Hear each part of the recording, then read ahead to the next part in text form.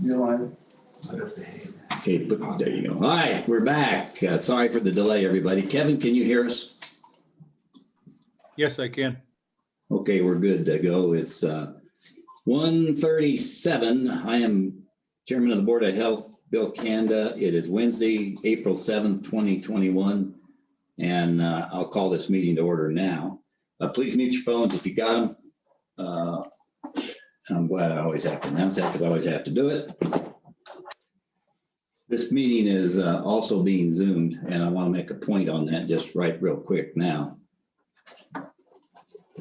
I'm scratching my head.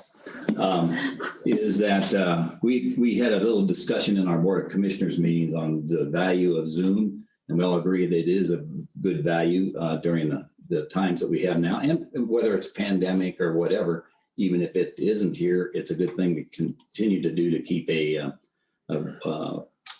bright white free discussions on all our activities here at the Board of Health and with the Board of Commissioners. However, we have to have some respect for each other on the line.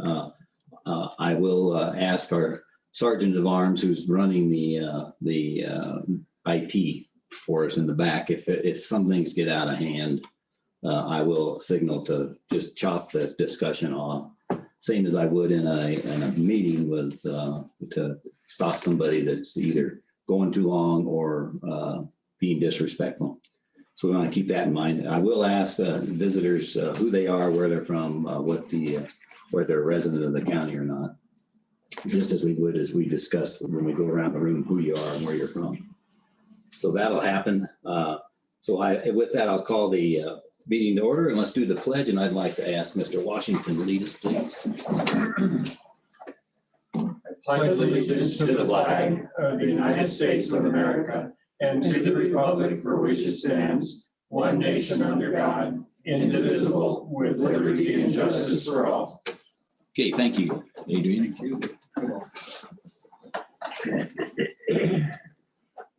Okay, good. This is a good day. The sun's shining. It's going to snow next week, so get used to it for a few days anyway. Audience introduction, or excuse me, roll call, Kelly. Board of Health Member Kanda. Here. Board of Health Member Flower. Present.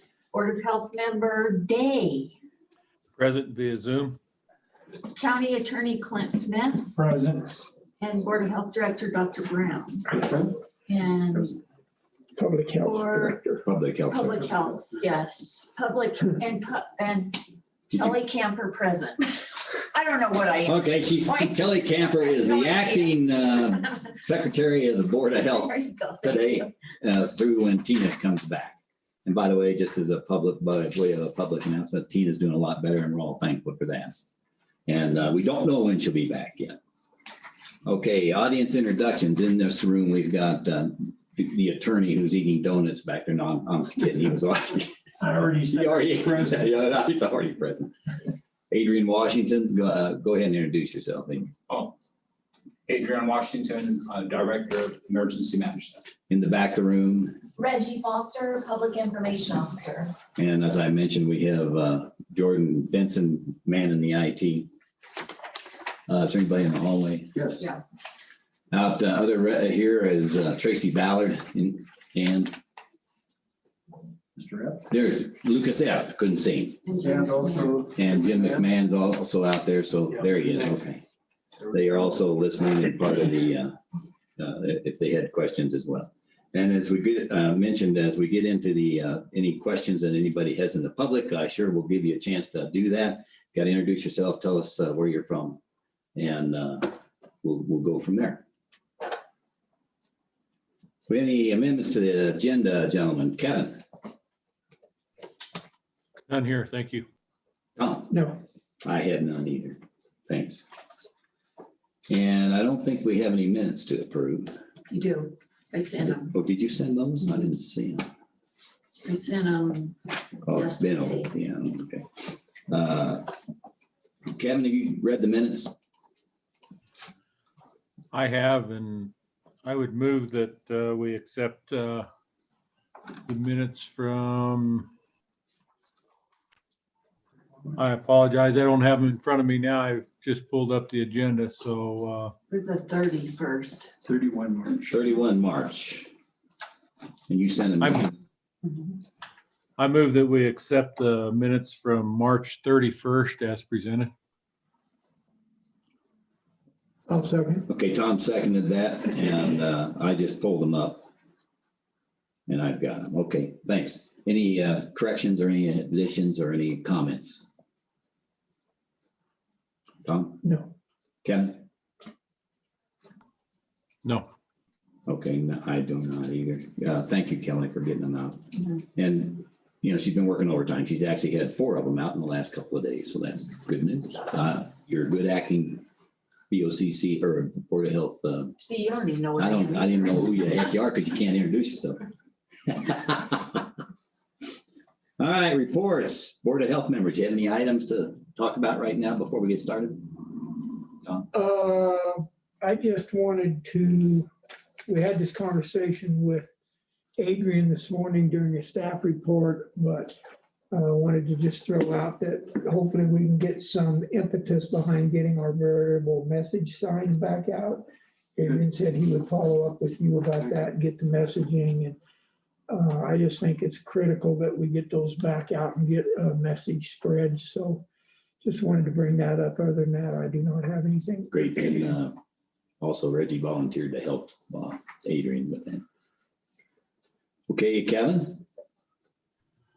I guess the biggest thing I would say is after today, I'll be a free man here again. So I'll be out of isolation.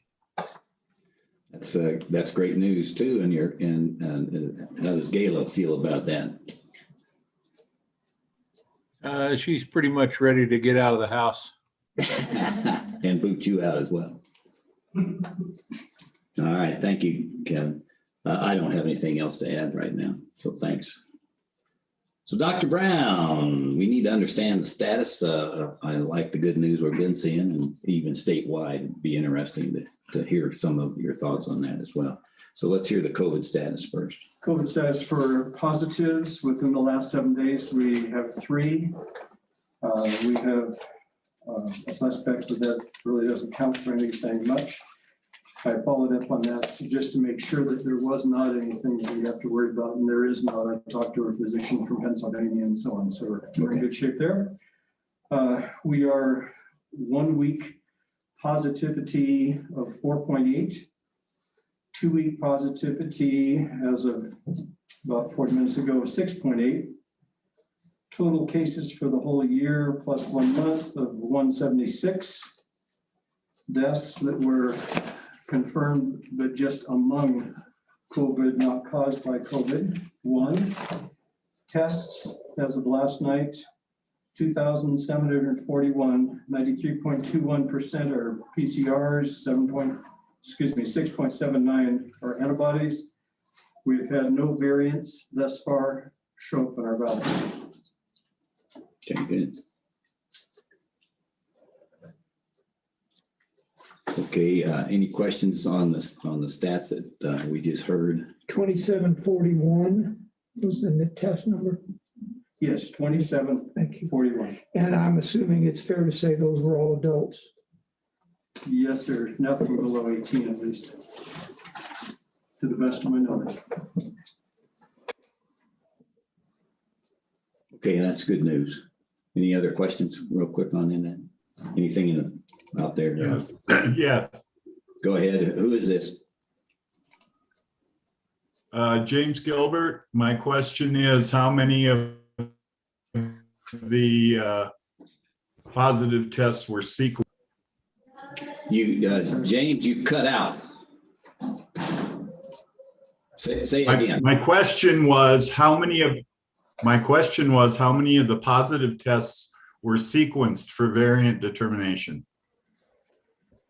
To the best of my knowledge, all of them were, but I have no confirmation from the laboratory. I'm sorry, could you hear me, Dr. Gilbert? I had my mask on. Say it again. Yes, I heard you. Okay, thank you, sir. Any other questions? Okay, good. Yeah, issues either related or unrelated that you're working? Not at this time. And okay, and from a sanitarian point of view, we got an issue. None that I'm aware of. Okay, good. All right. So metric wise, let's have a discussion. Given the statistics, I like what I see and hear. I understand the state is changing some things. Can you bring us up to date on, there's some confusion out there. The governor has said he was going to lift restrictions for small counties on the 16th or rural counties. What actually is the truth? And I also understand that they, well, tell me what you know. Okay. Basically, the small counties that have applied have been essentially freed of their mandated restrictions, which is about 279,000 people. However, those are all effectively small counties. None of them are the larger. Like Rural counties. All rural counties, yes, not small population. And what does effectively freed mean? And they're under their own Decisions. responsibility and Yes, sir. decisions, much like we are. Yes, sir. Do you have any idea who those counties are? I cannot give all the names. I can look that up for you and supply it for you probably within. Let's shoot us a Is number. it on CDPHE's website or? I'll look real quick if it is. That would essentially be the counties that are listed on the state website as green. Yes. Yes, sir.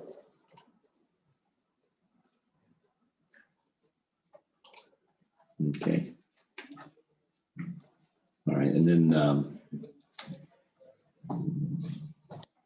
Is this the time to bring up vaccination? yes, it is. That's one of the next piece that plays into status of where we are. Go ahead. We have a diminishing demand, significantly diminishing demand for vaccination. And we have worked through most of the vast majority of people who want vaccinations have already had them at this time. Currently, we have scheduled for second doses, 84 on the 7th of May, 4 on the 14th of May, and 7 on the 21st of May. So that should give you kind of an idea of how fast things are dropping. We have accomplished essentially what we needed to do as far as getting the people of this particular county vaccinated. What does that mirror the state? Yes, it does. And the rest of as I've suggested on the notes to you, gentlemen on the board, we're tentatively planning to split up even the biggest for the 7th of May. We're planning to split those up so we do them all out of all the May scheduled cases, patients. We will be doing out of the public health agency instead of renting Lang Hall. So you're going to get that word out. How? We'll be putting it out through the radio. I'm sorry. Through the radio, and we'll be publishing that through the papers. Plus, we are telling all the people who are being scheduled. Sounds like a message board also. Item. Very easily be done. And a Facebook. PR and Facebook. Okay. Good. So does that include, when you say most of these are done and the demand is dropping off, does that include the latest group from the 18 up? Yes, sir. Those are, it is all total. Thank you. Still any from out of town? Very, very few. And then speaking with the director from Chaffee County and the director from Fremont County, they are having difficulties filling the number of available slots they have to give vaccination. So everybody is dropping quickly.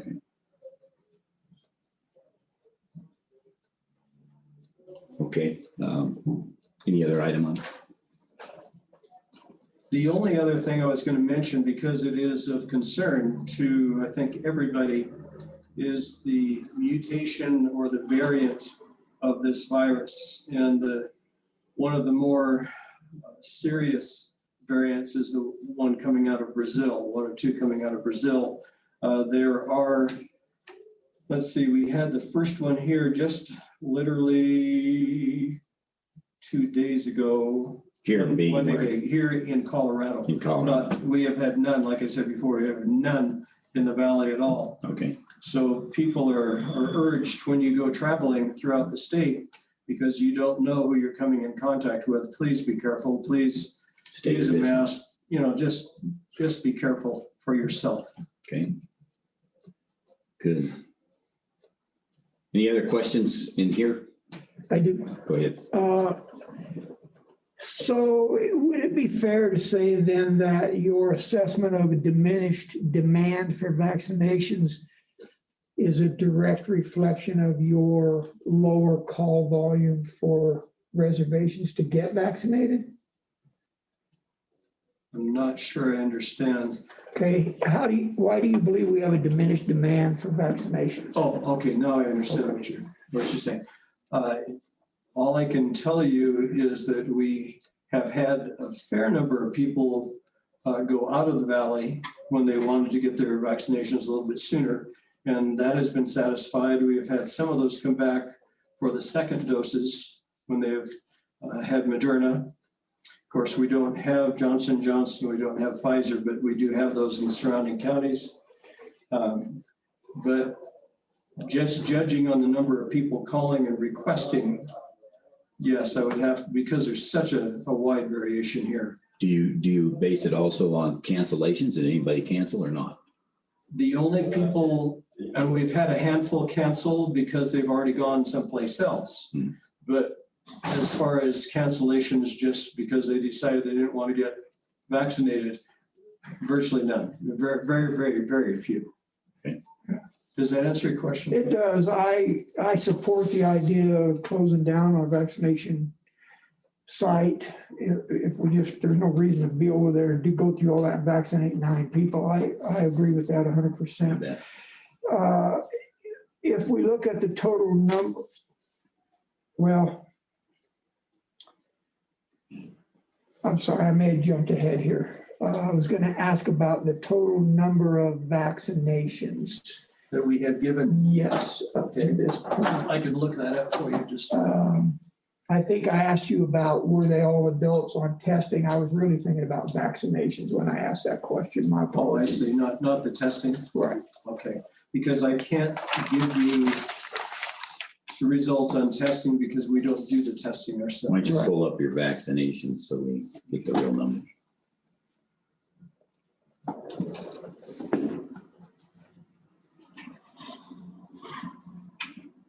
Hey, Kevin. Kevin, can you hear? There you Yes, go ahead. Yeah, I know you have not frequently, but occasionally said, well, you came in on the middle of some topic, so you might not be totally up to speed. Hell, I've been in the middle of these topics for 3 years and I'm still trying to get up to speed. I'm asking Dr. Brown about whether they were all adults or not. I was thinking about vaccinations. We were talking about testing. So I don't want you to feel too bad about that. It sort of fit though. I'm going to lay it off into a brain fog from you know what. You probably haven't experienced that. Yeah, we can only vaccinate 18 and older though, because we have Moderna. That's right. That's right. That it was relevant in a different In a way. different way, that's right, yeah. Yeah, we had 2,000, I sent it out, 2,729,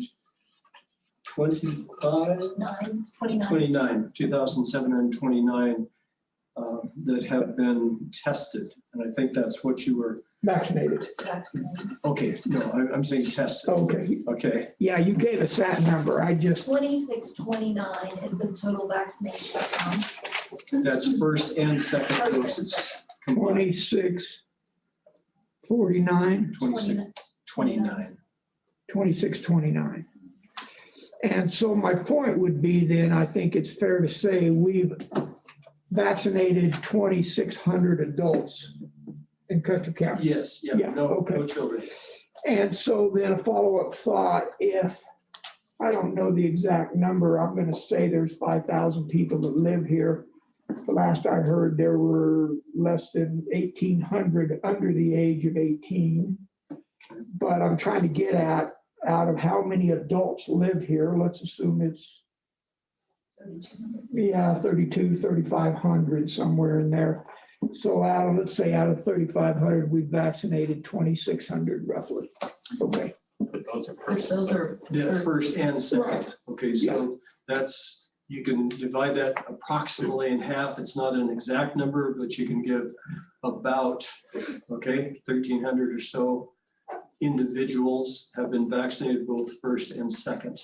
Oh, I thought the 2,600 was both vaccinations, It sorry. is, it's a total. Okay, when people have received the first one and the second one, those are 2 vaccinations. Right, and that number is 2,629, Yes, sir. and 1,300 is, Half of that. About half of that because they've taken Which 2 represents- vaccinations. In other words, how many people, individuals have been vaccinated? Approximately 13, well, that's a little more than that, 1,300 to 1,400, because some of the people have not received their seconds yet.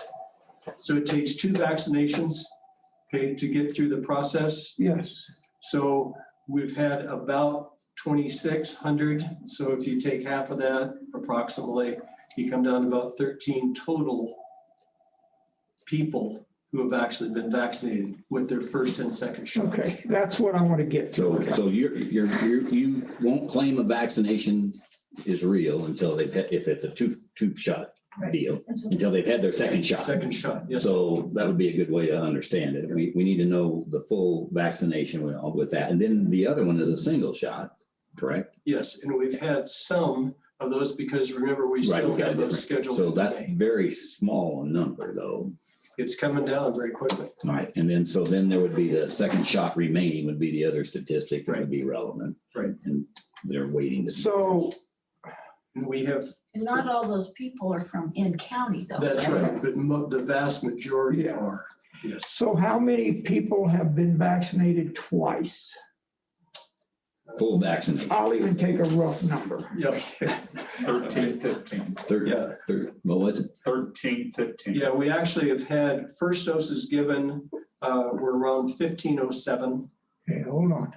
And there's actually more than that now because we've gone through some more. So roughly though, 1,500 Yeah, first around doses, 1,500, yes, people getting both doses. yes.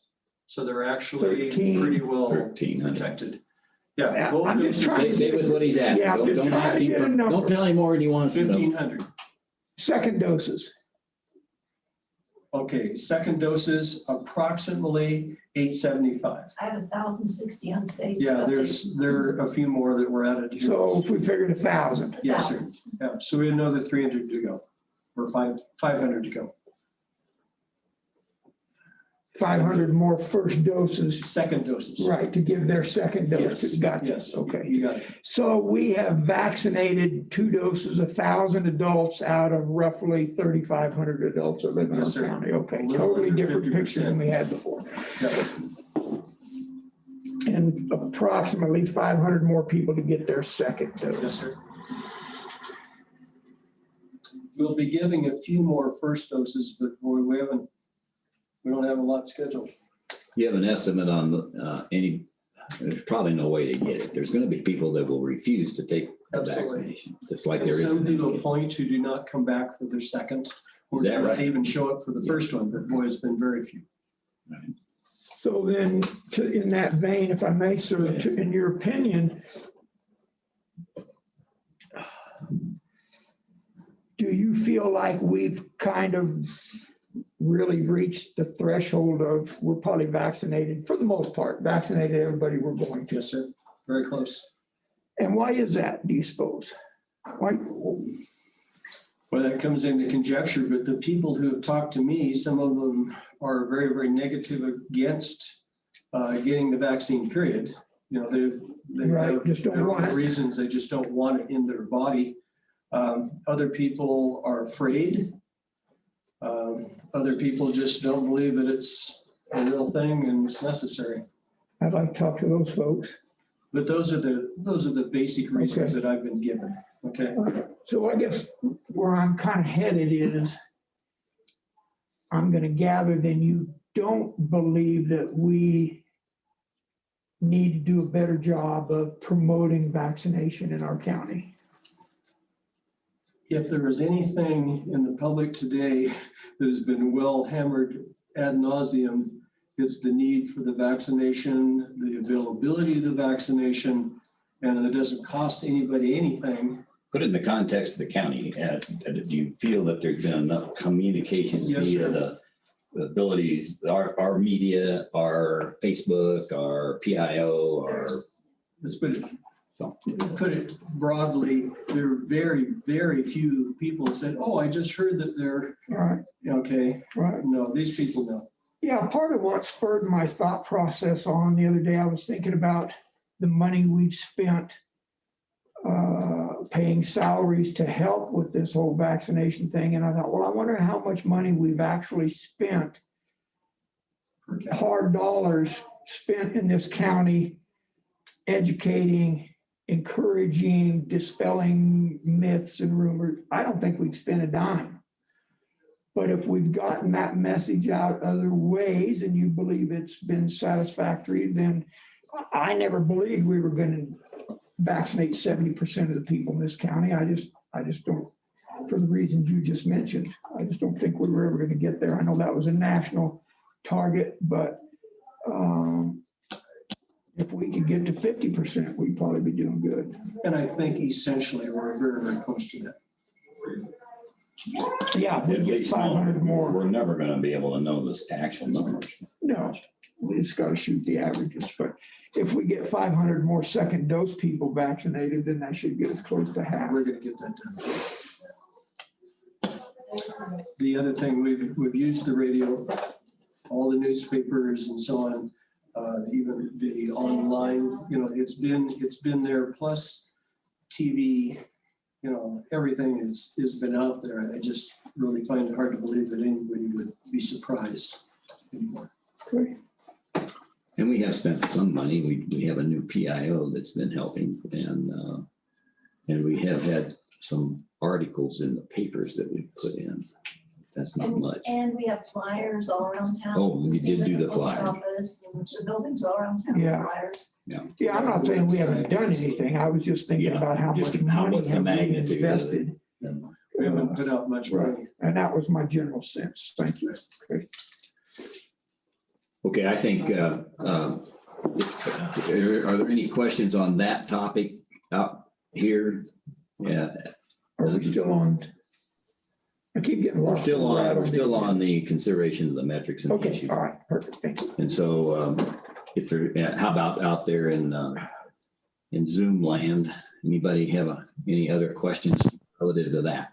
Hi, yes, this is Elliot Jackson from Yeah. the Trib. Okay, Elliot, I can hear you. Great. You're cutting out a little bit, so. Sorry, why. I got a little bit lost with the numbers there of vaccinations that Tom was asking about. Can Dr. Brown just repeat those vaccination numbers for me? In terms of how many first shots have we had? How many people are versus how many people are fully vaccinated? Okay, Speak up now, 1,560. because we're having a problem. 1,569 first vaccinations, 1,060 second vaccinations. And I have not added up, but I can do that really quickly for you if you want me to, for what we have scheduled to finish off the second vaccination. Don't do that yet. Ask. You Wait, could, wait. Hold on, I'll Elliot. email you and ask you for that information. Elliot, Thank you. Elliot, Yes. Elliot, just hold on, because I want him to be complete. How many Moderna vaccinations? 10, All of them. 3? All are Moderna. We have no Okay. other vaccine. And how many one-shotters? Any one-shot? I don't remember. Johnson & Johnson. Yeah, no, we have So none, right? no So Pfizer. what you just gave us is actually Complete. everything that is completed. That's right. Okay. Regardless of the brand name. Regardless of the brand name, all right.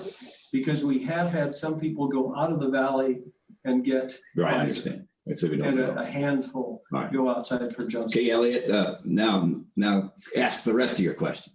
That was it. It was just, how many first vaxes and how many second vaxes we had. Okay, great. Thank you. Okay, thank you. And Elliot, did you get the number that we still believe there are about 500 people that need their second dose? If you subtract the first from the second.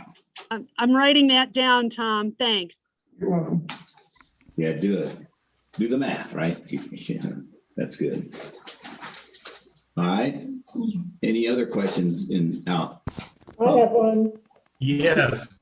Hold on, before James, it was who said they had one? Peggy. Peggy, go ahead. Yes.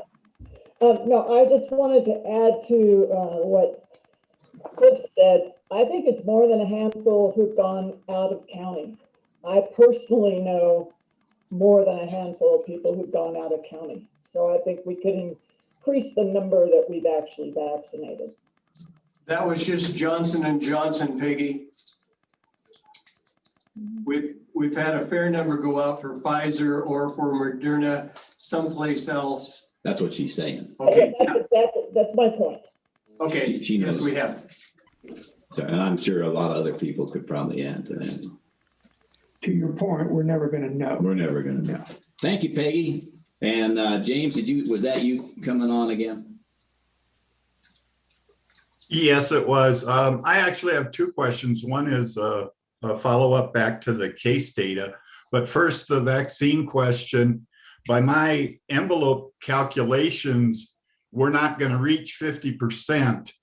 And you mentioned there are people who still have reluctance as opposed to opposition. And this isn't really a question. What it is a suggestion that we aggressively ensure that they are aware how good the vaccines are, how necessary it is, not just that we have them. So I would suggest a program to reach those people. Tom alluded to talking to them, but and you had the information officer who can generate a program essentially to convince those people. Okay, James, that's my comment. My question was for Dr. Brown. James, don't just a second. Yeah. You did cut out. I'm gonna paraphrase what you said. Don't let up.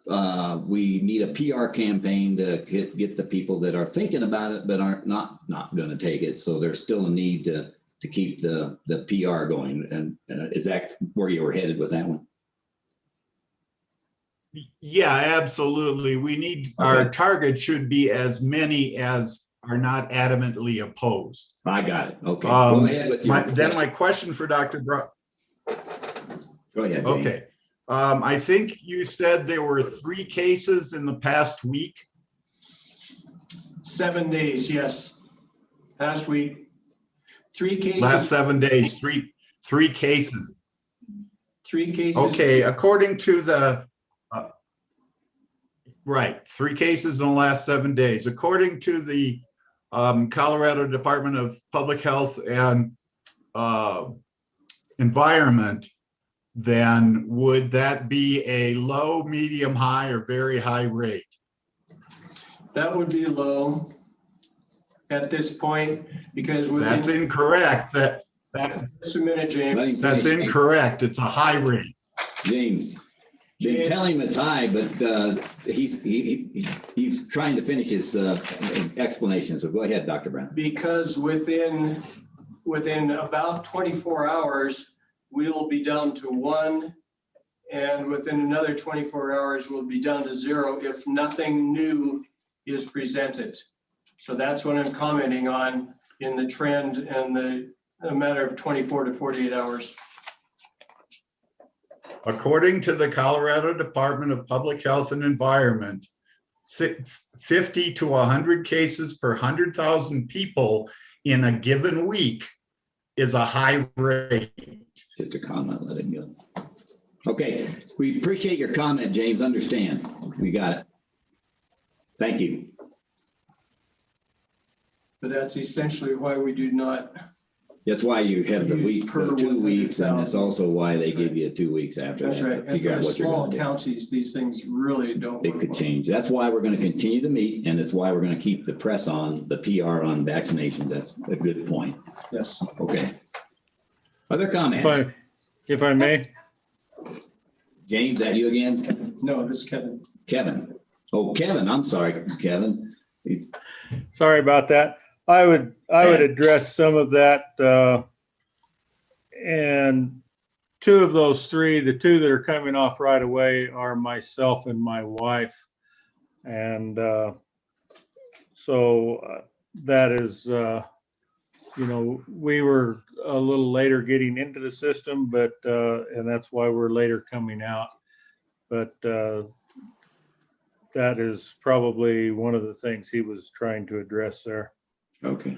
Yeah, but Kevin, you tested more than a week ago, correct? Yes, I did. Yeah. It was a week ago Monday, but the results did not post until there was a lag time before they were posted and came back. Our results didn't come back until, I believe, Monday or Tuesday. So you believe of the three that tested positive this last week, are you saying that you believe you guys are two of them? Two of the three? That's what you said. Yes. Not that we need to get into your personal health business, but I'm just trying to get a grip on these three. Yes, I am pretty sure that the two that Dr. Brown referred to as coming off within 24 hours would be myself and my wife, because today's our last day, according to the state, dependent upon our test date, our official test date. And so we are two of the three that are coming off. And they're, to the best of my knowledge from the reports I've gotten from Dr. Brown, in the last at least 4 or 5 days, there's been no test results that have come back positive. Correct me if I'm wrong, sir. You're correct. Okay, good. Thanks, Kevin. All right. All right. Any other questions in here? I do. Go But if ahead. you want to finish your public comment thing, I'm good with that, either one. No, go ahead. So I want to follow up where I think Mr. Gilbert was headed. According to the state, and I'll get around to my question here in a second. Throughout this pandemic, the state has looked at the number of positive cases per 100,000 people. Yes. That's been their bellwether all along. Bear with me, if we would follow that thinking, then forget the 100,000. We don't care about that. We know we got 5,000. So if you do the math, the state says 1 to 10 positives per 100,000. That is basically 0 to 0.2 people per 5,000. So less than 1. That's right. Significantly less. For medium, it's 11 to 50 per 100,000. That math calculates out to less than 1 to 2.5 people. Yes, sir. Following that along then to the high rating on the state of 100,000, 51 to 100 people, which is 2.5 to 5 people. I think that's where Mr. Gilbert was headed, but I'll finish and then come back to that. And then on the very high scale is greater than 100 people per 100,000, which is greater than 5 per 5,000. So if we looked at the metrics from the state and said, okay, that's what we're going to try to follow, we've all agreed that percent positivity doesn't work for us, right? For the obvious reason that only people we know of are getting tested. But So- they gave us, for any counties less than 30,000 population, then they took off that per They're 100,000. not even following that They point. don't, nobody It's follows. about the cases. The That's right. positivity rates mean nothing to me. What matters is the numbers That's right. and where they are occurring, not just because we got numbers. It could be a group that's in totally getting infected together, or 5 or 6 that are scattered, which is different. Okay. If I can finish. Finish that. Thank you. So my thought is that we have been struggling from day one to come up with a set of metrics that we could all buy into. Everybody had different opinions about that. And now apparently we're going to have different opinions about this as well. So I was trying to get to some metrics, which I believe is what's on the agenda here, correct? Consideration of metrics and whatever. That's consideration of the metrics that are being Yeah. used, and we always, and what we do with them is why that's a running agenda item. Yes. And so would it be reasonable to attach a number of positive cases per 5,000 people for our county? Again, to me, that potentially could be useful, but that is not the complete picture, because we can have 6 or 7 people in one family who get sick. And all of a sudden we're past everything, even though they've not been in contact essentially with anybody. Or we could have 6 or 7 people scattered throughout the county infecting lots of people potentially. That's why I didn't want to give you a specific number. I wanted to look at each individual situation. Well, and I take exception to your thinking that if it's a family of 6, they're not going to affect anybody else. The Well, potential for them to affect as Only if many you don't people get as 6 random people are damn near the same. If they're alive and breathing, they can affect people, yes or no? they can, Okay. but the probability of them, when somebody gets sick, if they use personal responsibility in their behavior, then their chances are much less than somebody who isn't around anybody else who's sick.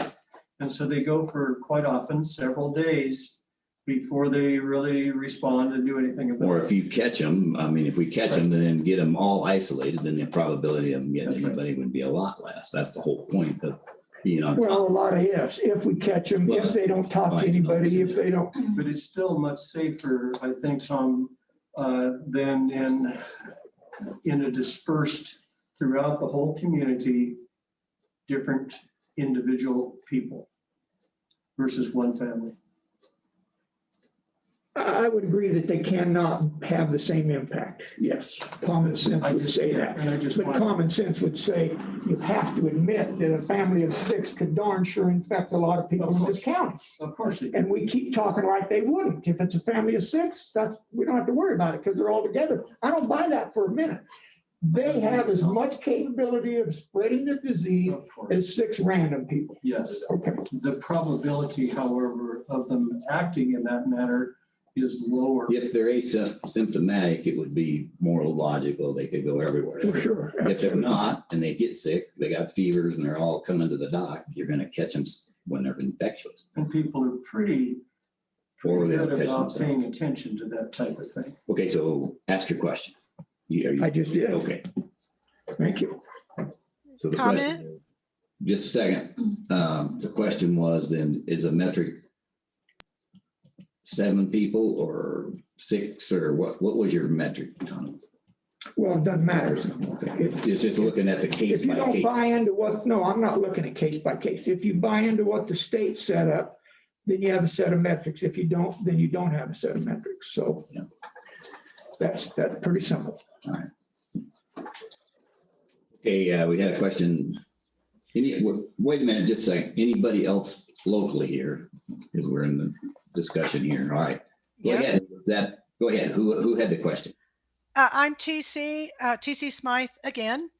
I think the trouble you're having in the room with the math is that I don't think you understand that the formula they use to calculate our 100K incidence rate is already adjusted for our population. And the formula is 100,000 divided by 5059, which is our census population estimated 2019, Take that factor, multiply it by the number of cases you've had in the last 7 days, and that gives you the same proportionate result as Denver County or any other, or Hinsdale County or any other county. The number right now, if we haven't added any new cases, is 158 cases per 100,000 right now. And that's already adjusted for our proportion. Now, the other thing I wanted to say is that we're doing really well with regard to our vaccination rate. And if we stay on this rate, we can get to your 50% mark that I heard y'all talking about. We can get there by June 20th. If you get to the 60% mark that the CDC recommends as a minimum, we can get there by July 17th. But we would need at least 620 more people to be vaccinated in order to reach it. That's it. Thanks. Okay, thank you, TC. I know there's people that would object to some of what you said, or disagree, I should say. Well, it's only math. If they want to disagree with the formula. I will disagree with your formula too. Well, it's CDPHE's formula. Let me just make a broad statement. The governor of the state of Colorado disagrees because he just released the 230,000 people in rural counties that are smaller. We're not among those. We're not among those. No, we're not. I'm sorry, we are. We have more than 35 cases per 100. All right. Ourselves among those, but we are among it. The number was below population of 10,000. Is that what it was? No. What was it? Say it again. Below 30,000. Excuse me, it's below 30,000 TC. So I'm sorry to disagree, but that's okay. Not going to argue. We just appreciate your statement. And it's only math. It's only math. Okay. Thank you. Thanks. All right. Was there any other comments other than? Yes. Looks like James is. Okay, go James. Yeah. Getting back to the issue of nature of a cluster of cases or a distribution of cases, that I believe we don't understand how long before detection, either by symptoms or by test, those people are contagious. So the comment regarding a family of 6 being less infective to the general population is really an unknown and unsupported fact, because you don't know how long they've been spreading the disease before they knew they had it. Yeah, and I think we commented on that. The comment was, if one person in the family is symptomatic, then all of the rest of the family, if they're acting in reasonable fashion, most likely will be warned that there is a problem and be more cautious about being other people, or being around other people, excuse me. Okay, thanks. Thank you for your comment. But that's only 1/6. All right, we're not going to argue. A good comment. Thank you, James. It's data for us to consider. All right, other comments, and then we'll move on. Well, I'd like to go back to this whole governor doing whatever we're saying the governor's doing. I'll be the first to admit I get tired of reading these governor's orders, because most of them don't apply to us one whit. I'd like the facts of what the governor has done. I'm desperately looking for the last emails from CDPHE and the governor's office. Moving to blue is a hell of a lot different than telling counties that they're lifting their restrictions, correct? We were actually classified as green. And I'm not talking about us. I'm talking about the statements that were made here today that the governor has freed up counties, I think is how you phrase that. Moving to green. If in fact they moved county or allowed counties to move on their own to some other color on the dial, that's fine. I get that. I've read that. I either missed it, or if you have the facts about that, I'd be interested in hearing those. Yeah, the counties were not told that they could move wherever they wanted to. It was an assignment by the government itself, and we were assigned as green. And that's still the case, by the way. And so these all the counties that. My point is, the statement was made, the governor freed up a bunch of counties under 30,000 people. No, I don't know what that no, means. I didn't say they freed them up. I said it's not calculated in the same way as counties that are large with a large number of people. But they also said, what was the rest of what they said? Can somebody find that? I'm sorry, I So just on cannot. April 5th, the update to public health order, possibly this is what you're referring to, is authorizing counties in level green to determine their mask requirements, authorizing seated indoor events in level green to operate at 100% capacity with 6 feet of distancing. You have that, I gave that to you in writing, Yeah. hard copy. Okay. Oh, here today. Yes. There's some things okay. about counties in level blue, but I think I understand we are green. Yeah, There's people- several, 2036. Yeah, I guess, thank you. I'm not sure if that's exactly what you're referring to. Well, I wasn't referring to anything other than the comments that were made. Had I been in the audience, I would have walked away going, oh, so the governor has lifted the restrictions on counties, small counties. That's what he said. And I don't believe for 1 minute that's true. I think he has apparently indicated that counties could go to green and follow these guidelines. Yeah, they have assigned us colors, you know. And I'm not talking just about us. I'm talking about Yeah, I small understand. rural counties. You mean us, the generic rural counties? Is that what you're talking? If I may, Kevin? Tom, you may be looking for the email that came from CCI. It would have been Mr. Swartout. John, It came on April 2, 2021.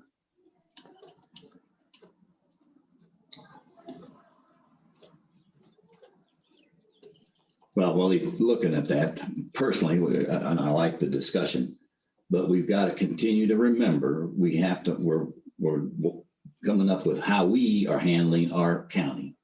And right now, well, what we agreed last week, it seems to be even better this week, that we continue to watch and we monitor the numbers of actual cases and who are coming and going. So I like that. We're good, and I like the discussion. So yeah, go ahead with, did you find this? so Kevin, to your point, just scanning through this, I haven't looked at the full executive order.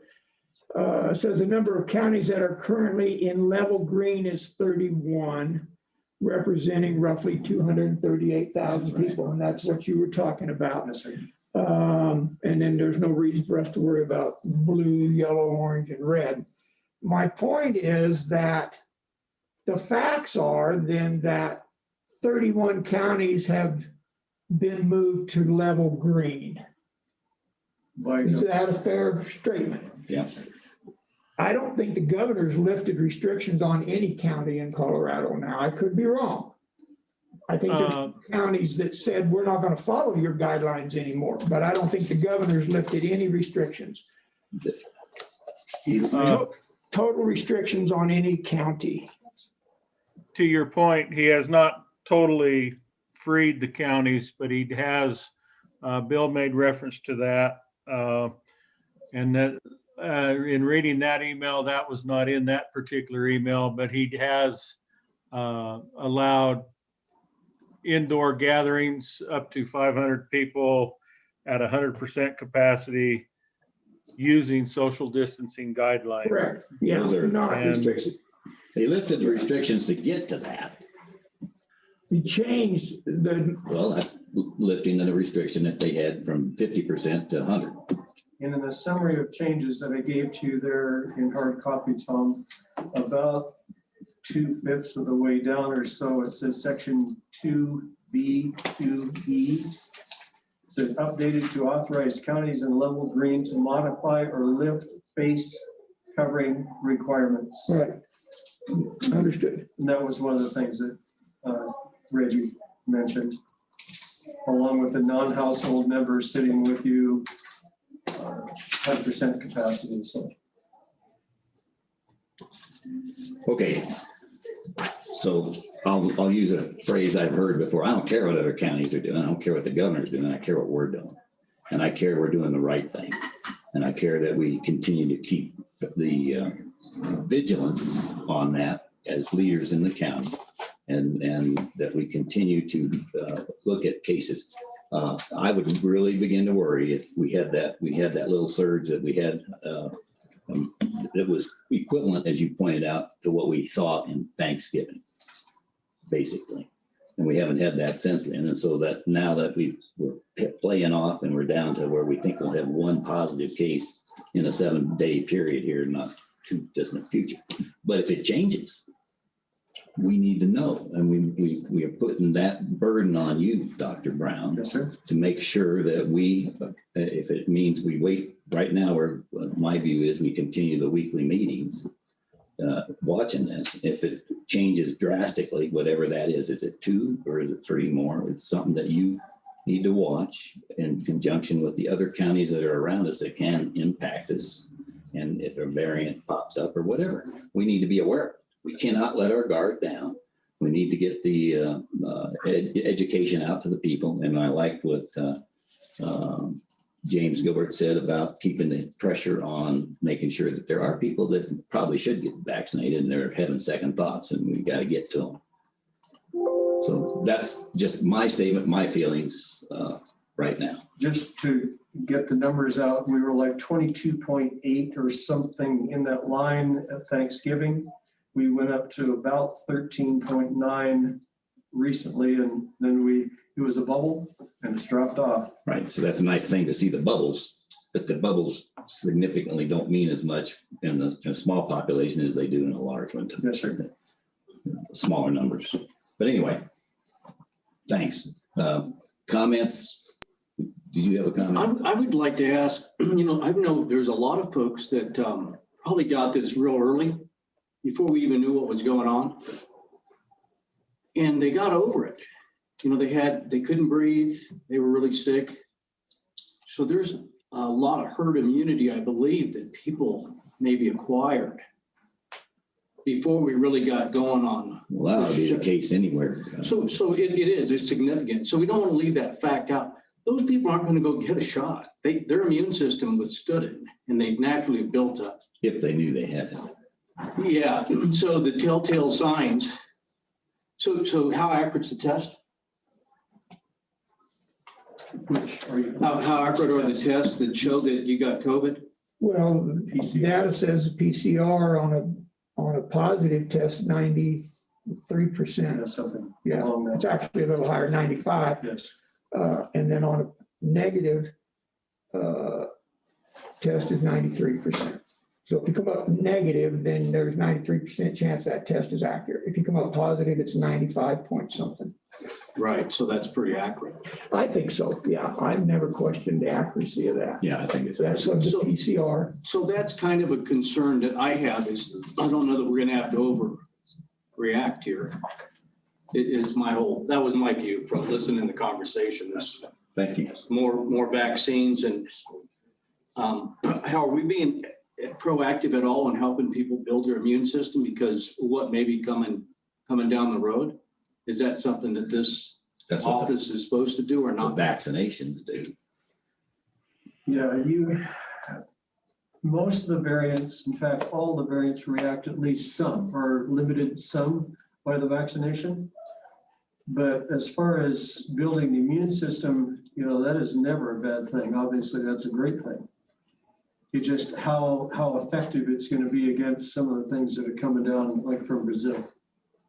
Well, that's exactly what I'm getting at. I think we need to be a little bit more proactive, and perhaps maybe, you guys are talking about putting a little bit more aggressiveness on getting people to get the shot.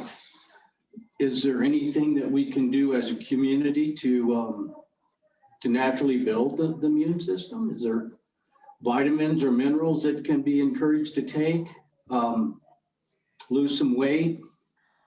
Probably.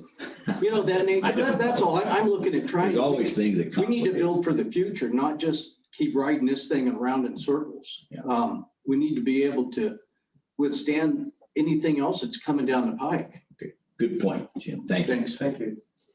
Yeah, and to Jim's point, if I may, sir, if you give credit to the one death we've had here, I'm sorry, Jim, I can't make eye contact. But if you give credit to the one death we've had, then everybody that's contracted COVID in Custer County has gotten over it, with the exception of the people that are currently infected. I don't know anybody that's not gotten over it except for the one person that died. And he So- had it, but that was not ruled. Wasn't Yeah, positive. but if So you, even there. yeah. So in fact, Everybody's gotten the over it. people that have had it are building up an immunity. They build up an immunity. Otherwise, the science is really screwed up. I'd hate to think I got it and then I'm going to have to go get it again in 2 weeks. It's possible, correct? We don't know yet how Yeah. long the vaccine is going to last. We know that people have gotten sick again, like the second time around, after between 60 and 90 days. We may have had one. Living proof. Maybe. Yeah. Maybe. You never got Because- tested the second time? No, I was positive the second Okay. time. I had it in March. Right. I know I had it in March. Didn't get tested. We didn't have tests. I got an antibody test in August, had antibodies. Got tested in November to take my dad to the doctor. Come up Had a positive. head cold for 4 days, come up positive. My son-in-law, who was living with us at the time, and my granddaughter, we all three had the same thing. He tested negative. So did we both have it? Did we both not have it? Can't say from those tests. And I rode with Tina an hour, just her and I in the car together, to Wetmore, an hour the day that she started showing symptoms, and I didn't get sick. So And I'm the day counting on before my she- antibodies. I think my antibodies to be working then. Okay, we need to move on. We're not avoiding doing anything. I've heard a lot of good ideas. We are specifically ramping up our vigilance. We are specifically going to look at these case by case. We're not going to turn our back. Are you going to turn your back? No. Okay. Who is that? It's TC again. Okay, TC, make it short. You've been It on is quite a short. bit. It is short. COVID Dial 3.0, which was released on March 24th, defines that if a county is green and they are under 35 cases per 100,000, that they can go about their business. But if you have more than 35 cases per 100,000, you're Okay, part of the system. that's fine, TC. Okay, that's it. That's all I'm Okay, saying. we're not under that dial. We're looking at the cases. Well, we are. And we've got it and understood. Thank you. All right, So you said we're gonna look at this case by case. that's what we had agreed to last week, and if you want to revisit that, we can. And what else would we do? Right. I'm not even sure, and I said it last time, I'm not sure what that means. Obviously, apparently, we're not interested in setting up some metrics that we can use to measure our own county by. Well, I will succumb to that. I understand that. So I just don't know. okay, so let's get some thoughts on that then. Right now, if we had 3 cases pop up, what are you going to do? Well, first of all, contact the people, see what kind of interaction they've had socially, contacts. Do our own contact tracing and whatever help we can get from the state if Yeah, if they're still doing it. Are they still doing that? Yes, they still support us. And I'll tell you what, they did a great job of doing it immediately. Yes, they did. Within 24 hours, as soon as things were back up and all the tests were being reported to the state, and so they could respond. Mhm. What would you do different if it was 5 cases in a church? Well, I'd have to certainly be in contact with the people from the church very, very quickly and trace everything down to see what it is. Different families or groups. That's right, whatever it is, and then have a bunch of people get tested out of that congregation. All right, the only point I'm trying to make is you could what if this all day long. The point is we have to have the manpower available and the willingness to act. And from a Board of Health point of view, I think we do. And from a public health agency, I think you do. Yeah, and we have volunteers that we can go after as well. If you read the little blurb that I handed out from the email from Kristen Reed, CDPHE. See, Cliff, I shouldn't have sent, Custer is a full service county. You're good to go. We're not having to do again our own tracing or anything like that. Even for variants, they're doing that for us. Okay. And would you follow up then so the public knows about the state's plan for contact tracing, contact investigation? Contact, yes. Okay, and they are encouraging all the counties to ramp up the larger counties that are not being supported 100% right now by the state to ramp up because they want them to slowly assume more and more responsibility. The only thing that they wouldn't be doing so much of is the variant. But even those are supposed to be ramped up. And according to your emails or communiques with us, when is the state going to quit doing contact tracing? We were told the 16th of this month. Do we know that's still real? No, I'm sorry. Every time we phone, there's a different. Who told you it was the 16th? Was it CDPHE? Yeah, yes, it was. When we phoned in to check with contact tracing. And that included the small counties or just the large ones that they're asking for help? They are asking the larger counties who are already supporting them partly just to take more and more of the responsibility. Okay, but did they say anything about dropping it for small counties that haven't had the capability? No, that's why I read to you. Okay. What we have. So we don't know it's the 16th or not. That's right, but we are a full service. They're doing it all for us and they are going to continue. Maybe that would be a good thing for you to do for us, Dr. Brown, is to find out what is the state's plan, because we're getting a lot of rumor. Can you call our contact tracers? We got a good relationship with them. Let's find out what they think their orders are. And once again, I've already done that. Well, but I can do that again and it will continue. So is it going to continue past the 16th? Yes, yes. I'm continuing to keep in contact with them every week to see what their plans are because it seems to be changing. But right now they told you that they're not stopping on the 16th. That's right. We're full service. They're taking everything through.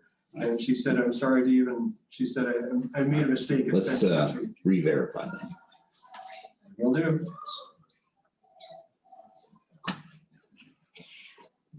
Okay. Any other, Kevin, you got unmuted there. I think you got it covered there. I was going to address, I think Dr. Brown had voiced to me that he did have an email stating that they would continue to do tracing for us after the 16th. Also, I might touch on the fact that our last meeting, I was concerned about some of the, I know there had been people that had voiced concerns about the tracing taking place or not taking place. We were actually contacted the same day that my test result came back. I believe Gala's came back the night before, mine came back, and then we were contacted that same day with our contact tracing. So I was pleased that that took place in a timely manner. How long did it take you to go through that interview? I would say right at an hour and a half, and they did do both of us together so that it was a time saver. Yeah. They did me, I was at almost 2 hours, and then they did Joanne separately, and it took her an hour and so. So they are very thorough. They did her differently because once they knew she had been vaccinated twice, and so they had went down another path with her. Then we're getting good, from my point of view, so far, and that's why I want you to re-verify that they're really still committed. Well, so far from Kristen Reed, who is in charge of this area. There you go. All right, I will re-verify and I will report back to you by tomorrow. okay, I would recommend then that we move, and I would move to continue this process. I want to see us meet personally, if you want to do it sooner, next Wednesday.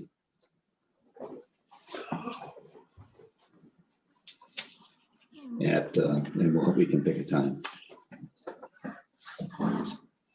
That would be April the 14th, is that right? No, what am I saying? Yeah. Yeah, it is 14th.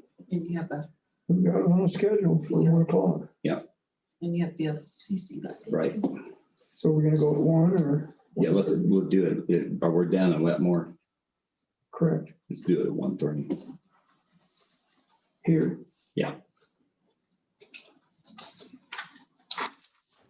Please get us information soon on the support and the other questions.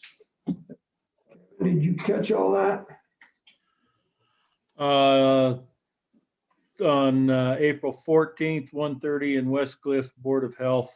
That'll be following our BOCC meeting in Wetmore. Yeah. So it will be here that the Board of Health is meeting? Yes, we come up from Wetmore and do it here.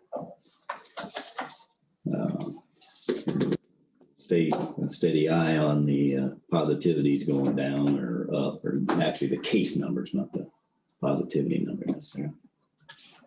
Well, could we at least agree to evaluate based on the Sure. case number per 5,000 people and get away from this percent positivity, which I think we've all agreed isn't relevant to us because it only reflects the people that have been tested that thought they were sick. It's not a bad idea if you consider how long you let it be at what level, because that changes. Because Yeah, I think the accepted timeframe was. it might be something to spur us into looking at something earlier, maybe. But I don't know how to test all the people who are not sick, who are not worried, who are actually positive, because we have so few people testing. Yeah, then you're Well, testing. the only way we know that is if they show up and see it. Well, and that's the real problem is the people getting tested are going to be declining significantly. Only those that are going to be sick feeling are going to get, so you're going to get a 1-for-1 match. That's why it's important to look at the case number as Well, well. that's what I was proposing, a number of cases or positives, whatever.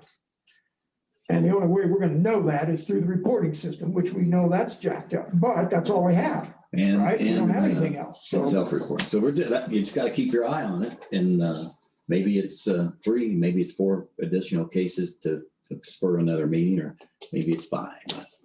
So can I offer that you guys are doing a great job of meeting every week and you're assessing the numbers every single day. Right. And if you set a number, you're roping yourself in, so to speak. Because I think what I hear from you guys and trying to take care of the community is you're gonna react after case number 1. You're not waiting for 3 or 4 or 5. That's right. we'll get the numbers. I don't know that we'll react. It may be, if we got one, then we got one the next day, and then we got one the next day, we Right. would. So I think setting a number is kind of arbitrary because you're on top of it every day. That's my opinion. Well, we get a report from Dr. Brown. That's it. Unless we meet. Right, that's what I'm saying. You can access the state numbers and you can access Dr. Brown every single day to give you Yes. information.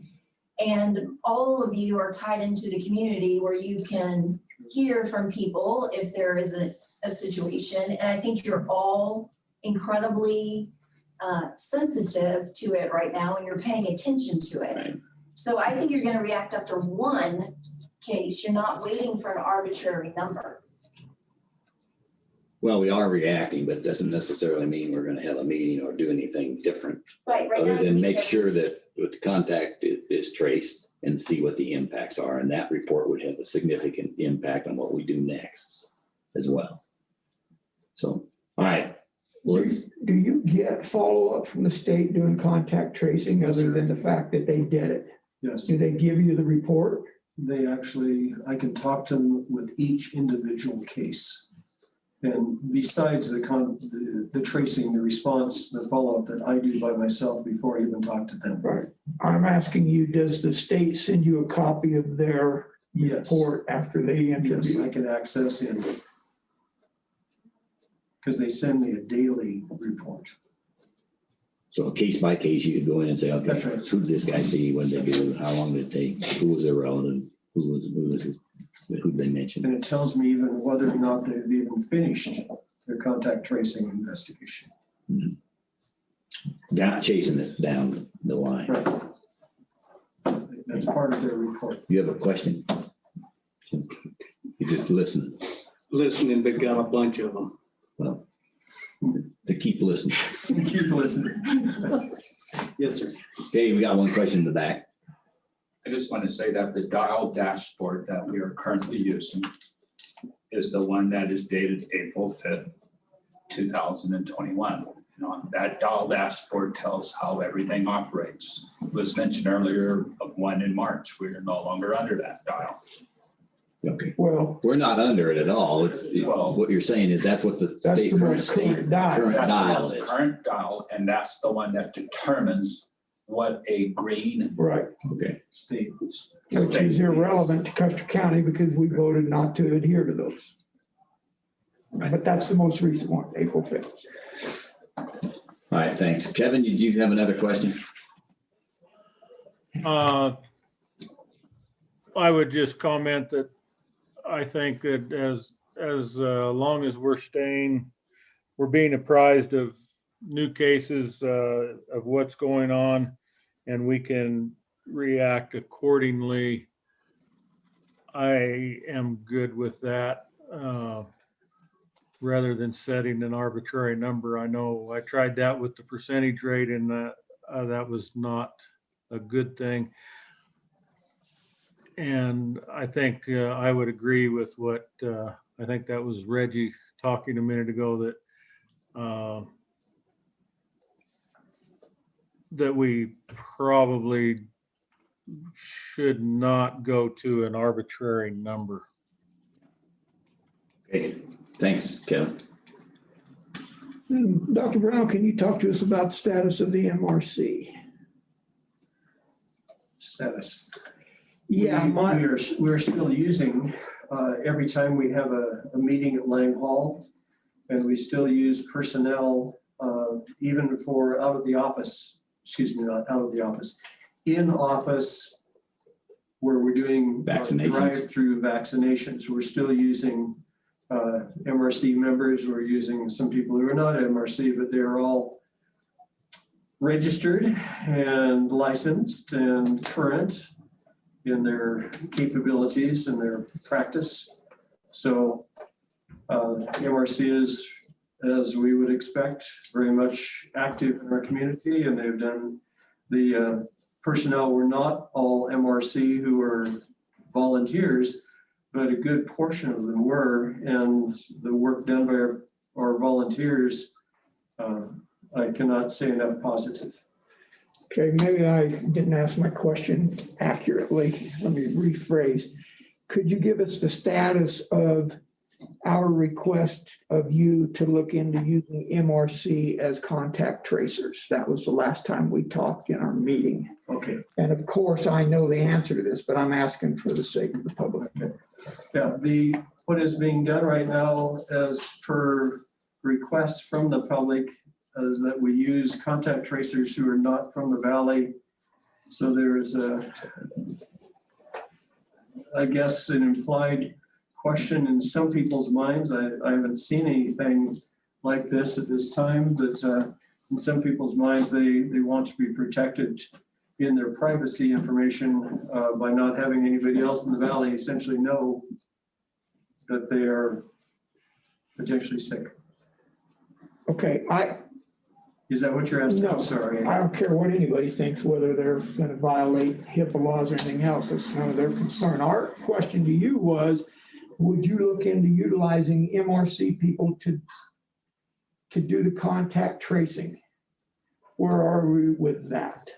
Do you need them? Can you use them? Right now, where we are, I'm satisfied that the state is doing a good job. And so I will probably not at this time ask for them to become involved again. Okay, But there is always the potential for down the road. thank you. Okay. If I may on that as well. I believe our request to Dr. Brown was to provide us with more information on the MRC, not necessarily move forward with utilizing them.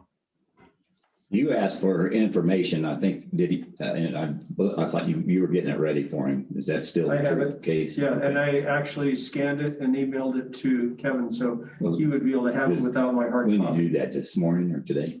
Yeah, today. Hey, Kevin, he scanned you a copy of the information on what they are, who they are, that kind of stuff.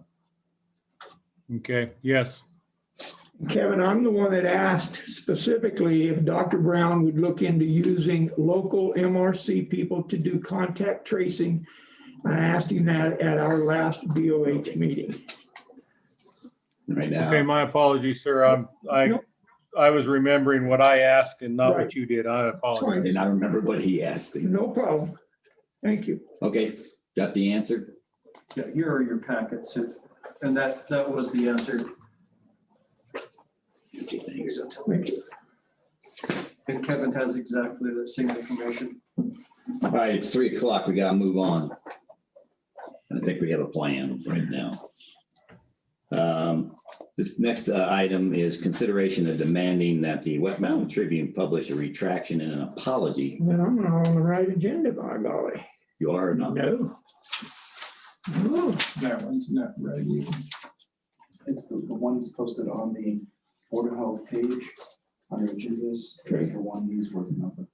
Which is not where we normally get our agendas. Is your agenda accurate? Okay. Yeah, I sent them out. Sorry, Tom. That's all right. No, I thought we were done, to be honest with you. Yeah, this is a consideration of demanding that the Wet Mountain Tribune publish a retraction and an apology for falsely accusing Dr. Brown of criminal behavior. And I'll bring the public up to speed. The allegations were made in the Wet Mountain Tribune that Dr. Brown had committed a criminal offense, that being the crime of forgery, that were based on sheer speculation, conjecture, supposition, and imagination.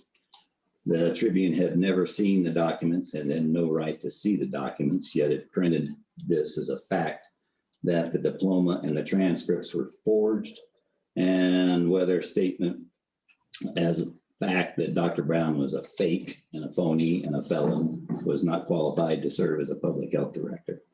This document you have, do we have that or no? No. Dr. Brown's lengthy and impressive career in public health was completely ignored by the Tribune.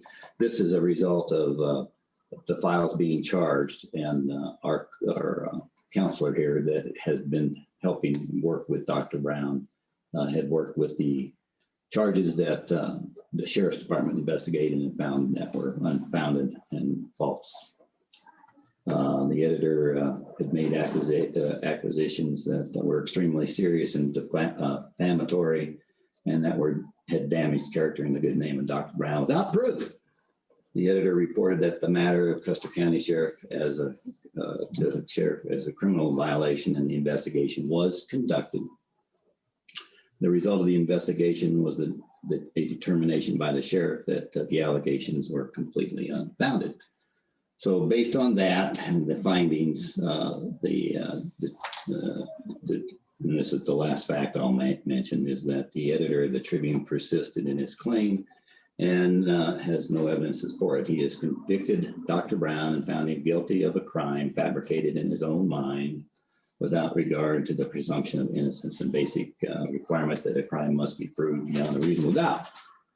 So the bottom line is the Board of Health here actually did examine Dr. Brown thoroughly when we interviewed him. We went through the process. He was hired by several things. One is his background and expertise in the public health world.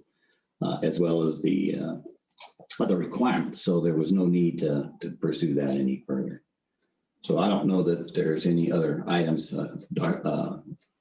I'll ask the counselor, is there any other items I need to mention that were in the criminal case?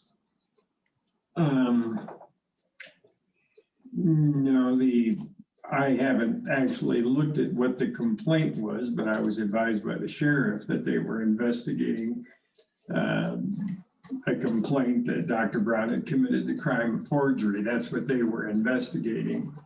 And that's what they determined was unfounded. I think the point that needs to be made, and has been made repeatedly actually by the Board of Health, is that the master's degree in public health that Dr. Brown has never even came up during the interview process. It was not something that was considered by the Board of Health at the time he was being interviewed for the job. It certainly wasn't something that he talked about or bragged about having that as a qualification. It was very clear that the Board of Health hired Dr. Brown based on his experience in the field of public health and a curriculum vitae that exceeds 30 pages of incredible amount of things he's done in various capacities during his professional career. That's what the statute, one of the things the Board of Health had the right to look at was whether a person was otherwise qualified. As I said, it never came up it was only after somebody had raised a question, after he was already hired and on the job, that he produced some documents to the Board of Health at the request of the Board of Health. He wasn't in trying to shove these down your throat by any means. And it was determined then that was satisfactory proof, and that was the end of it right there. So yeah, I know we dropped it, and I think it was pretty irresponsible of our paper of record to publish this without the actual details. So anyway, I'm throwing that out. That's for our discussion now. Well, the point is, I mean, and you already touched upon this, it's an accusation that's made without any facts to back it up. It's speculation and supposition, and it's turning his constitutional rights upside down, that he's presumed guilty because somebody thinks he's guilty, and there's no proof of any kind, let alone proof beyond a reasonable doubt to accuse him of being a felon.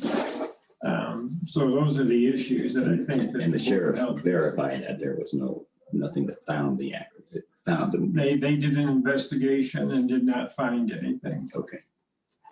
All right. So that's the issue. The point is, I personally think they owe us a retraction and an apology. I'd like to get both Tom and Kevin's opinion.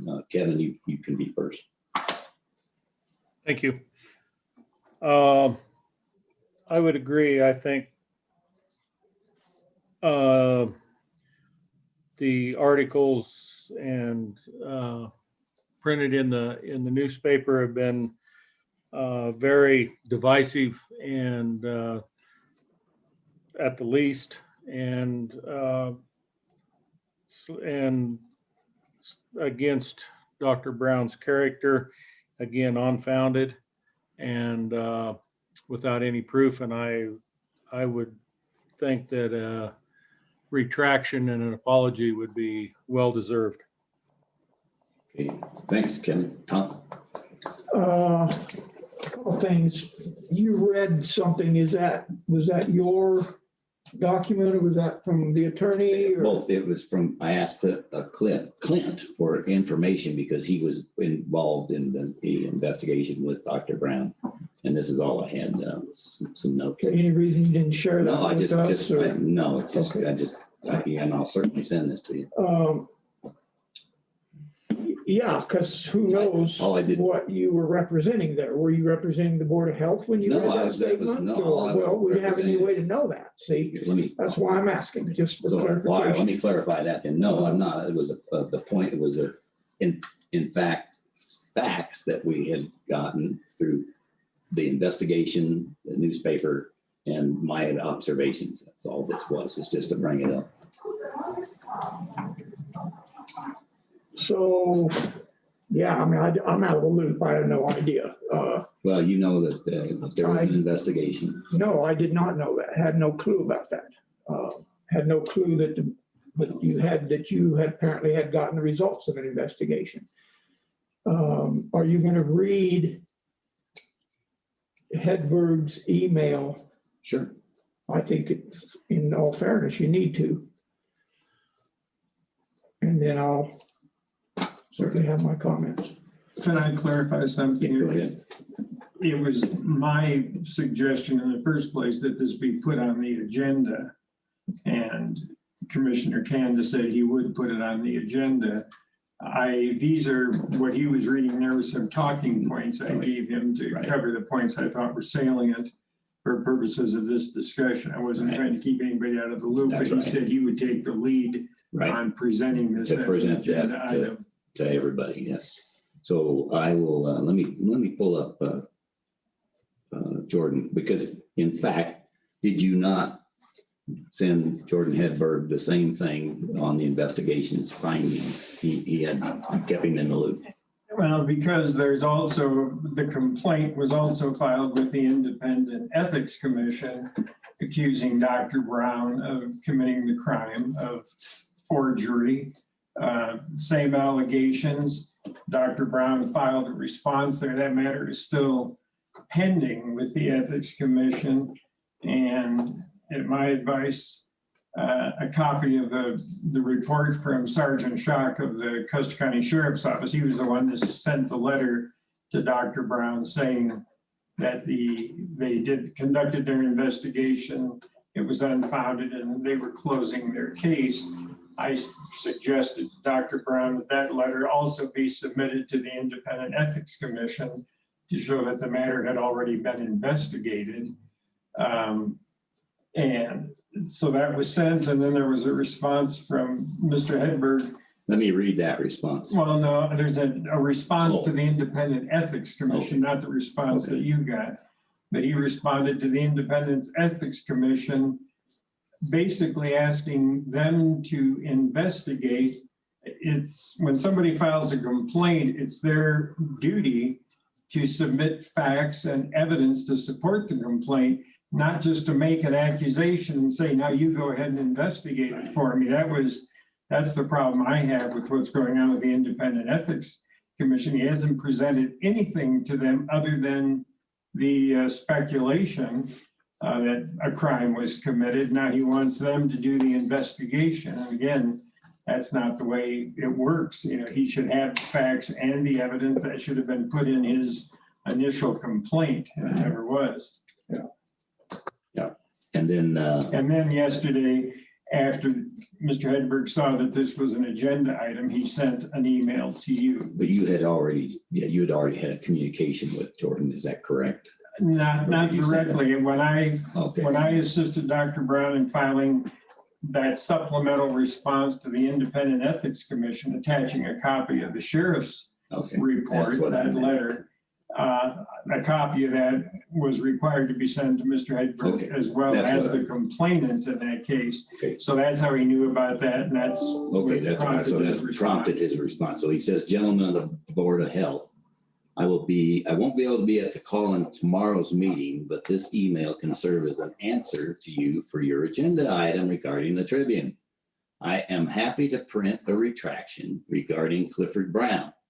All the Tribune will need is a copy of the diploma, the transcripts, the verification of a degree from Dartling.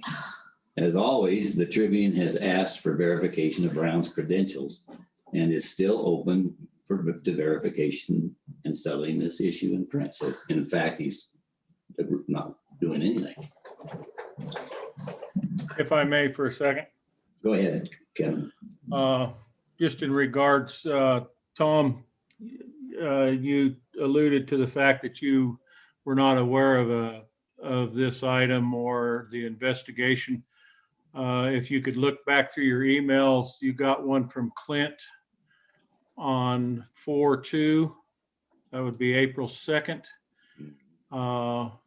And should be from the attorney. And it said that was when he is requesting this to be an agenda item.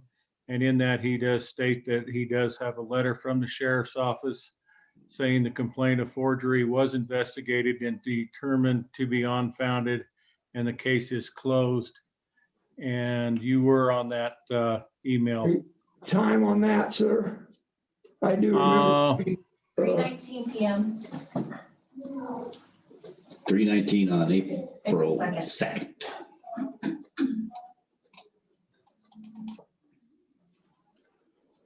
Okay, you know, that this was serious. It's a shame that that happened. It's too bad it in a small town with the media we have.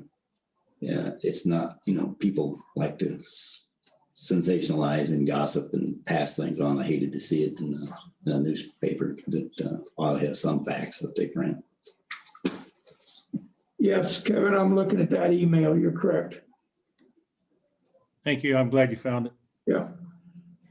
So my comments would be that, yes, based on the fact that the sheriff's office conducted an investigation and found no basis for Mr. Hedberg's allegations, I think a retraction and apology would be appropriate. As do I. It's a consideration, so I would move that we, and when we say demand, I guess we ought to figure out how's that occur. Is it via a letter to the editor? I'll leave it over to you before I make a motion here, Clint. Well, the appropriate way to approach it, I think, it's already been discussed publicly here, is to just make a private letter asking for a retraction and an apology. I think we already know what the answer is going to be since he's responded to it. So then the next step would be to decide if you want to do it as a formal press release stating what the position of the Board of Health is and what they're asking. You can't force the Tribune to do that, of course, but you can certainly make it known to the public what you're seeking. I think that was where I was headed. It ought to be a public. And a press release, for that matter, a press release doesn't have to be published, but I would hope that if there's a press release. Well, it can be, we have press release goes to a lot of media. So we can decide who that goes to. Well, it certainly should go to the Tribune as well. Yeah, the Tribune, the local papers, that Valley Beat, the Facebook. I guess the other issue. And it could go beyond that if it really got serious. Well, the point is that Mr. Hedberg wants to see some personnel information, which generally we don't open the personnel files to people. The ones that needed to know, it was the members of the Board of Health. It was their decision. Forgery requires an intent to defraud, first of all. I mean, just to talk about the crime itself. So even if it had been presented by Dr. Brown, which it never was, I mean, there was no intent to defraud because he never relied on that whatsoever. So there is no reason to make that public. And that would just be opening the door where people might want to come in and look at other people's personnel files. Well, and we have our own personnel processes and those are private. That's correct. And we did have meetings with Dr. Brown on all the issues. And if anybody was defrauded, it was the Board of Health, and the Board of Health would be the victims and would be the ones that would be making or should be making the complaint, right. Not some third person who doesn't have the information, just guessing and basically making up conclusions without having all the information. Correct. All right, so would you draft a letter, Clint, for the board here to sign, the private letter, and we will also put that same note on the public health. Well, it wouldn't be private. No, I shouldn't say private, but we can send it via the mail and via press release as well. That's my opinion. Well, I guess I want to be sure how if it's a formal But request, we can have, if it's a formal one, that would be single, that would be just between us and Hedberg.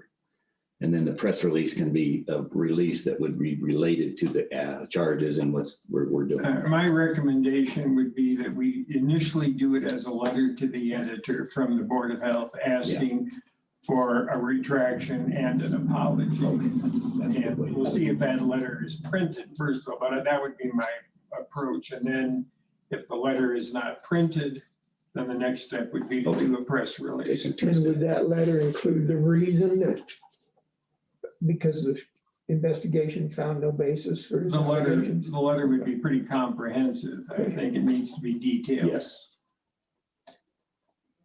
I like that. Kevin, you comments on that? I like that idea. In that regard, I move that we draft a letter to the editor, to the Wet Mountain Tribune, asking for a retraction and an apology from them in regards to the accusations of fraud against Dr. Brown. Have a second? I'll second it. Okay, it's been moved and seconded that we draft a letter to the editor of the Tribune asking, not demanding, asking that the Tribune publish a retraction and an apology for falsely accusing Dr. Brown of criminal behavior. And I will ask that would mean that Clint, could you help structure that, and then we'll. I will draft a letter and submit it to the three of you, and it'll be something that you'll need to take action on at the next Wednesday. I guess that would be the next meeting that we have. Okay, comments on that? I do. So I guess I would speak to the maker of the motion, Kevin, first, but it's really for all three of us.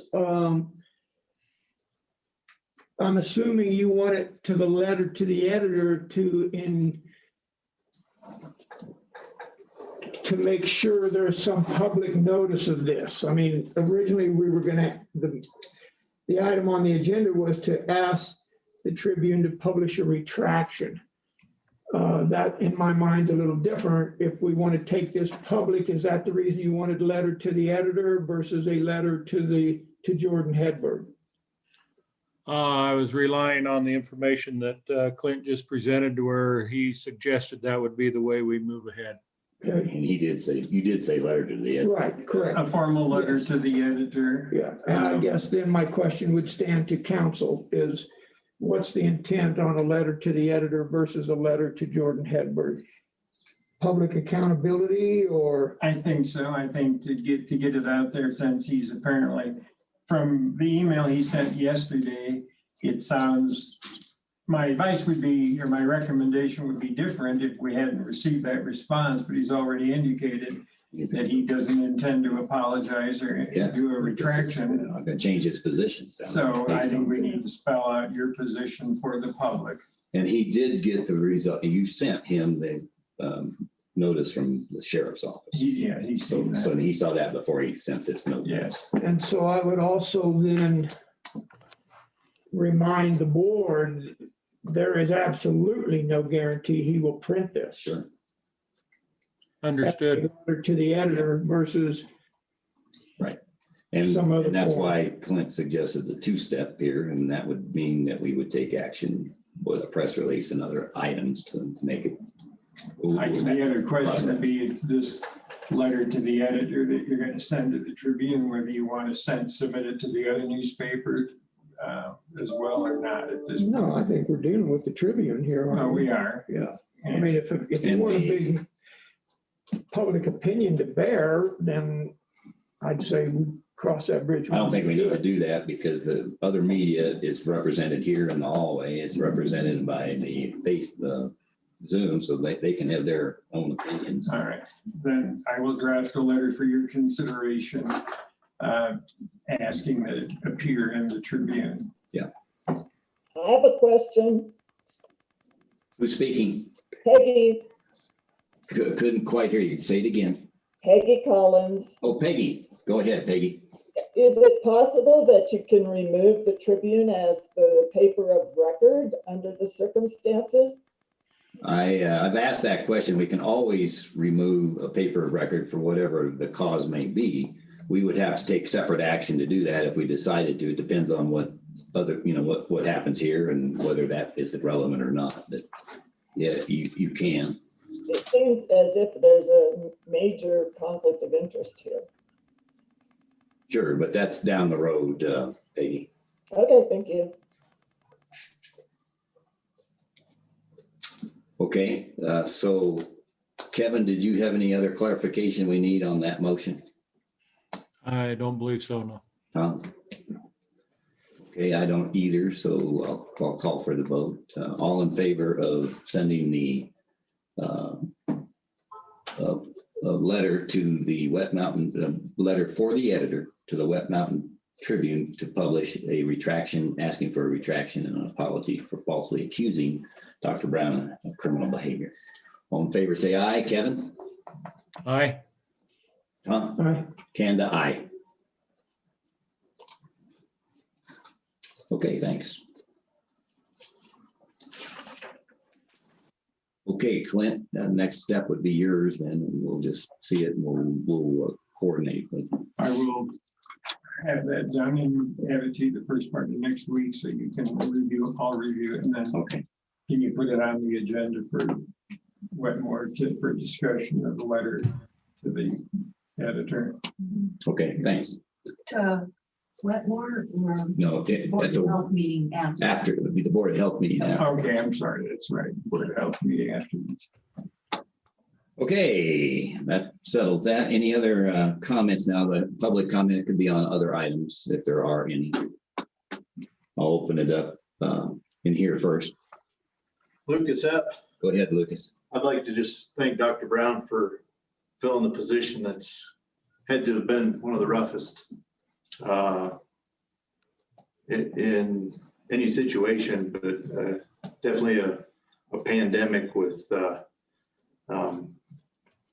very little information all the way across the board. So I just want to thank Dr. Brown publicly for doing what he's done and for staying strong in the face of all kinds of opposition and difficulties, even from me at times. So I just want to say thank you, Dr. Brown. You're welcome, sir. Thank you, Lucas. Okay, anybody else here? But I'll open it up to the Zoom here in a minute. Your family can go now, Dr. Yeah. Brown. Both dogs. All right, any other public comment on Zoom?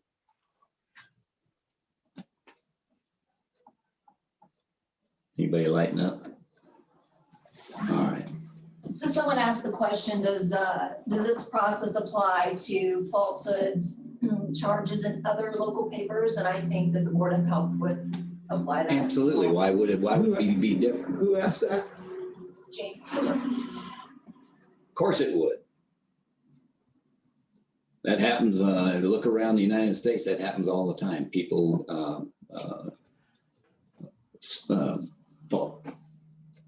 take a person and not say slander them, but and fame them. They are held accountable for the facts. But you got to draw a line here. I mean, I think I understand where he's going with that question. A newspaper can be very critical of public officials for the decisions they make. It can't make up falsehoods. I mean, intentionally make up falsehoods. That's called, if there's malice involved in it, then it could be actionable. It could be the basis of a lawsuit for defamation. Defamation of character. But if it is even if it's a very strong disagreement, I mean, just all the decisions you had to make as the Board of Health, some people applauding, these are great decisions, other things are terrible decisions. Everybody has a right to speak on that about your decisions as public, but they can't start making up things about you without any evidence to prove them. That's true. I mean, somebody could disagree with Dr. Brown's handling, how he decided to handle this pandemic, and that's fair comment. But when they start making accusations about it without any evidence, then that crosses the line. Or with anybody else, that's true. Right. But public officials are in they're pretty much, fair game for. Yeah, just we about can't, I anything. can't say, Clint, we've gotten these comments, let's do something about it. That would be, I can't do it. It's gonna happen unless it was an unfounded bunch of that would defame the character of any public official that was made up like you just explained, so without facts. All right, any other comments, on any other items? Yeah, don't. So the direct damage is basically to this man here, right? And indirectly to the county and indirectly to the citizens that need help from the public health agency that would have Right. interpreted this and done something they shouldn't do that would damage their health because they didn't want to see. So did the Board of Health kind of talk to Jordan and say, hey, you're off base here? What are you doing? Yeah. And then, so to me, it sounds, attorney used malice. Well, Is he attacking him for some reason? we don't know. I mean, See, that's that kind of came out- revealing. that- That's that happened devilish. some months ago. Yeah. I think we should. We don't need to talk about it. Never mind. Other Yeah, I'm just decisions. saying it just looks, But that's, Wow. you had the right to ask. wow, Okay. very, very upsetting. Okay. All right, well, are there any other items? If not, I would entertain a motion to adjourn. Well, I thought you were asking the public, sorry. Oh, Yeah. If there's any other public comments, and then we'll get into that. All right, go ahead. Yeah, I just wanted to point out, I found it interesting. We had 14 people on today on the Zoom call. I don't always get into that chat room. I don't think that's I don't even look particularly at it. where we're at. But we had 44 different chats recorded today. So Interesting. thought that was interesting. Okay, I move we adjourn. got a second? Second. I've been moved and seconded to adjourn, and it's 3:30, and we cut the meeting half hour shorter than we did the last one. Thank you. And we need to vote because you had a motion. So I know.